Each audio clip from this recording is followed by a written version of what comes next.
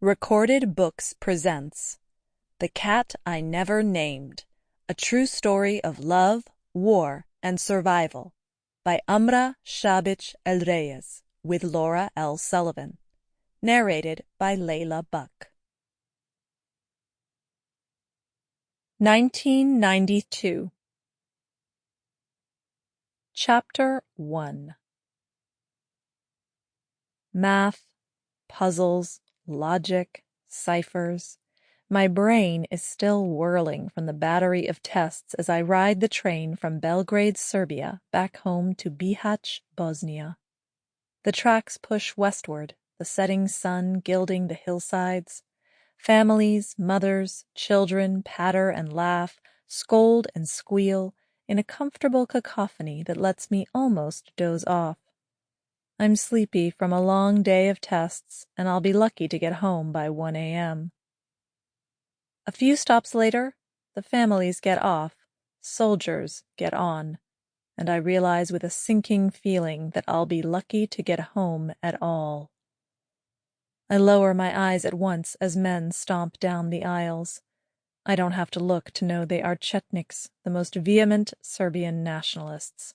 They are dressed in black with weird tall hats. The men have beards, wild hair, and hate in their eyes for anyone who's not Serb. I saw them all over the streets of Belgrade, sneering and shouting at anyone they thought might be Muslim, quoting Slobodan Milosevic's hateful speeches. "Aren't you afraid?" I'd asked my cousin Jana. "It's not a big deal," she replied with an indifferent shrug. "People feel like they can just say anything these days." But when these soldiers invade my train, I fear that they'll have far more than words for this lone teenage Muslim girl. Within seconds, the stench of them fills the train car. It is aggressively masculine and rank. Sweat, liquor, grease, and gunpowder. They jangle like marchers in a macabre parade as their belts and bandoliers full of ammunition clang.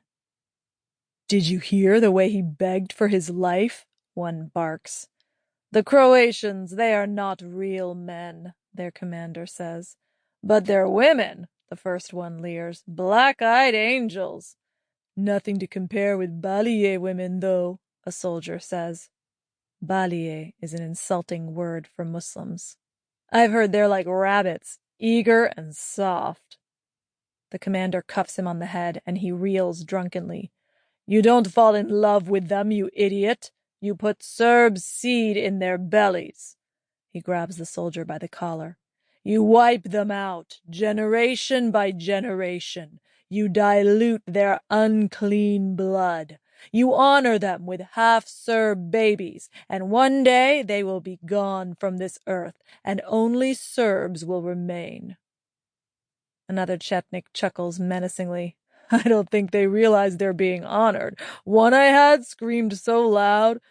Their conversation is lost as they head to the back of the train. I tuck up my knees, curling myself as small as possible as I fix my eyes out the window. I want to run off this train, but would that be any better? I'm still in a Serb-controlled region. At least now I'm heading home. I can't decide. And then it is too late. The train is moving again. My parents are such fools, I rage inwardly.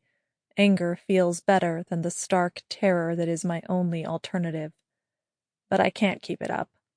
My parents are naive, good, hopeful, innocent.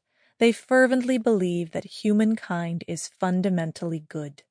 To them, wars are mistakes, violence just a blip on the road to universal humanity. Sure, it has happened before, but they believe in their inmost hearts that any day now the world will come to its senses and be the peaceful, philosophical, intelligent place it was meant to be. They are sure the world can care for their children. They believe that education is the key to creating that utopia.